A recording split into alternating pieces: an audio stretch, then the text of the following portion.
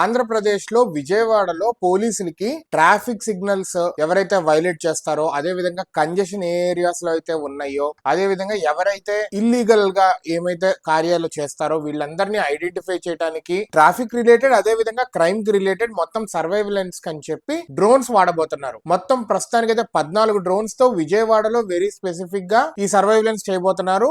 Traffic అనేది ఎక్కడికక్కడ తగ్గించుకుంటూ, ఎక్కడైతే కంజెషన్ ఎక్కువ ఉందో అక్కడ క్లియర్ చేసుకుంటా, మేజర్ గా తక్కువ ఉన్న చోట కొంచెం సేపు ఎక్కువ టైం స్పెండ్ చేస్తా అక్కడ ట్రాఫిక్ ఉండేటట్టుగా అలా ప్లాన్ చేస్తున్నారు. ట్రాఫిక్ తగ్గుతుంది, అదే విధంగా క్రైమ్ ఎక్కడైతే ఇల్లీగల్ యాక్టివిటీస్ జరుగుతున్నాయో అవి కూడా ఈజీగా ఐడెంటిఫై చేసి అక్కడికి పెట్రోలింగ్ పంపించడం కానీ, పోలీసులు రీచ్ అయ్యేటట్టుగా కానీ వీళ్ళు ప్లాన్ చేస్తున్నారు. Which is really a good initiative. టెక్నాలజీని ఎప్పుడైతే డిఫెన్స్ కానీ, అదే విధంగా మన పోలీసులకు సంబంధించి రక్షణ విభాగంలో వాడుకుంటే దేశం నెక్స్ట్ లెవెల్ కి వెళుతుంది. క్రైమ్ రేట్ తగ్గుతుంది అండ్ చిన్న చిన్న వైలేషన్స్, ట్రాఫిక్ వైలేషన్స్, హెల్మెట్స్ వాడకుండా ఇవి కూడా పట్టుకొని గట్టిగా మనం వాళ్ళని దండించవచ్చు, శిక్షించవచ్చు. లేదంటే శిక్షించడం పక్కన పెట్టండి, వాళ్ళని ఐడెంటిఫై చేస్తుంటేనే చాలా మంది భయపడిపోతారు. 90% అక్కడే హెల్మెట్లు పెట్టుకుంటాం కానీ రాంగ్ రూట్ రాకపోవడం కానీ ఐడెంటిఫై చేయకే. ఇదంతా ఐడెంటిఫై చేసి అక్కడ పోలీసు ఉంటేనే మనం రాంగ్ రూట్ వెళ్లే వాళ్ళు చాలా మంది మళ్ళీ తిరిగి వెళ్ళిపోతారు. కెమెరా ఉన్న చోట జాగ్రత్తగా ఉంటారు. ఇట్లాగా ఎవడో చూస్తున్నారు, థర్డ్ ఐ ఇస్ అబ్జర్వింగ్ అన్న భయము, జాగ్రత్త, బాధ్యత అన్ని ఒకే దగ్గర ఉండాలి. సో విజయవాడలో కూడా చేయబోతున్నారు అండ్